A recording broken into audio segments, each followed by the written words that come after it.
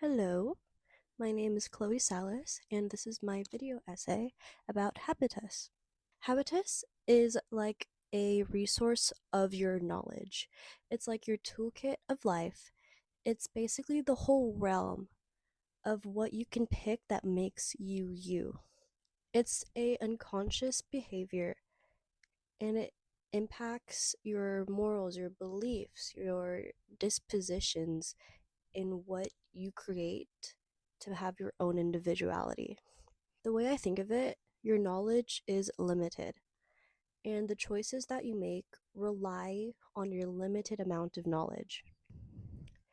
My professor described it as a toolkit, and I think that's such a good description because you literally have all the decisions that you think exist right in front of you, and you decide which one to pick in the context.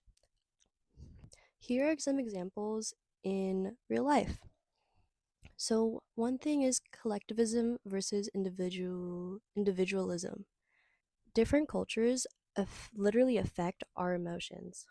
For collectivism, they think more about emotions that relate to their whole family, to their whole society. So they want to be more connected. They want to be more involved with each other. They want to be more in a community. So their emotions focus on these wants. America relies on a lot of individualism ideas. So we want to be unique. We want to stray away from our family usually. We want to be successful for ourselves and not really be successful for like other people. So we're going to have different goals, we're going to have different emotions that are affected by these.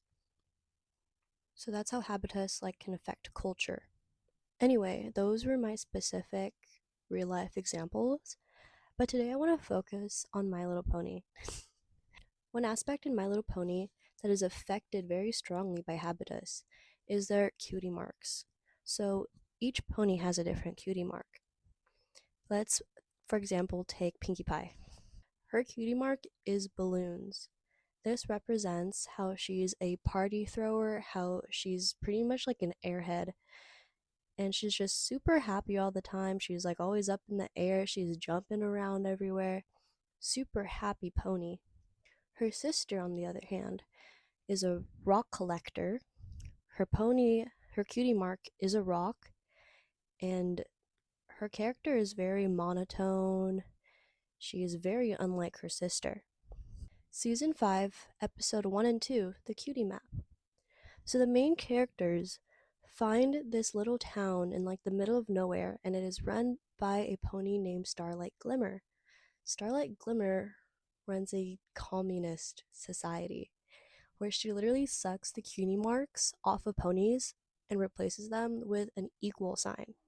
So they live in an equal society. All of their houses are exactly the same. Their whole thing is that no one is above each other, right? Everyone is equal, they're all friends, and it all benefits them. But in turn, they're all the same. And so eventually, the main characters realize that the ponies are not actually happy. And eventually, happy ending, everyone gets their cutie mark back. But the thing that I want to specify here is Pinkie Pie, the character that I was talking about earlier. She gets her cutie mark taken. She becomes one of these equal signed ponies, and she is very deeply affected by it in her personality. She starts to describe things as just okay, or she describes things like as a normal amount of happiness or a normal amount of excitement, and not her usual like over the top, like bubbly, dramatic way of emphasizing her happiness. It goes to show that if ponies did not have their own unique habitus, they would lose their personality. It makes me think, if everyone in the world hypothetically grew up the same, were taught the same things, were told to be indifferent, our society would not have creativeness. There would be no different music genres, there'd be no different artistic expressions, and there'd be like no love for different majors or different careers. To think deeper about this, it is important to acknowledge that people have different habitus, people have different cutie marks.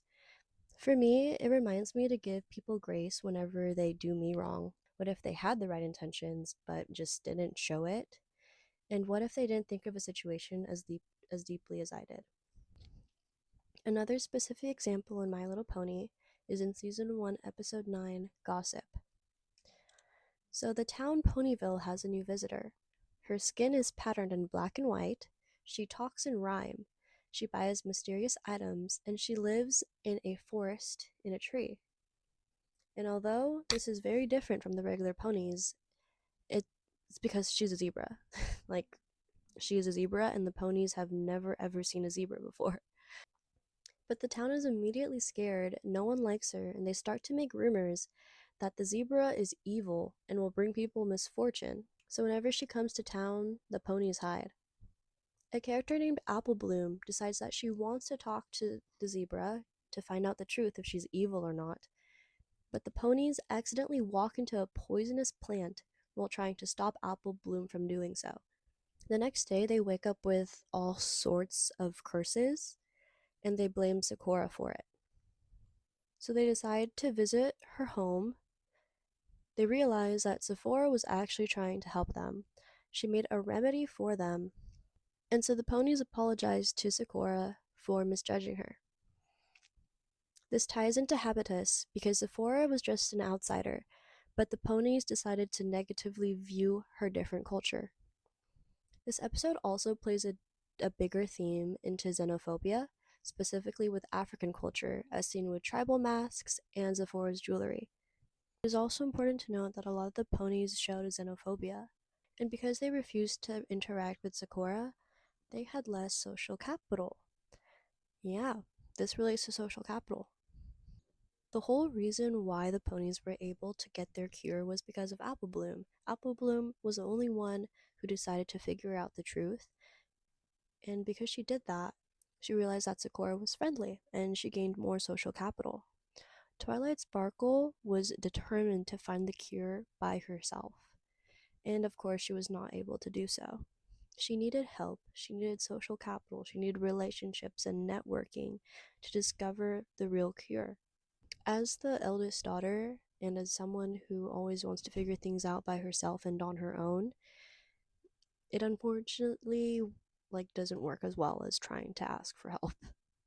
Even just being more likely to talk to other people, being more likely to ask for help, can increase your social capital. It reminds me of how college students are constantly told to go to office hours whenever they need help. I have never been to office hours, but I am very certain that going to office hours and building a connection with your professor can lead you to more opportunities. It can help you get an internship, it can help you with a letter of recommendation. So, social capital is very important, and it's very important to have your own habitus, your own toolkit, to be aware of these opportunities that you can get yourself. And that is how social capital and habitus is tied. The big takeaway from all of this is to have a metacognition on your own habitus. It means to think deeper about the way you think about things. I think being aware of your own habitus and being aware of other people's habitus can bring you more peace and self confidence in who you are. I think it is very important to be proud of your own upbringing, no matter how hard it can be, and to always be aware that you can learn different things at any point. You don't have to stick to what you've always known. Learning that there's a world outside of that kind of thinking was very important for my own was very important for me. So, although your habitus is unconscious, I think metacognition and trying to figure out what you can control in your habitus can really impact your life.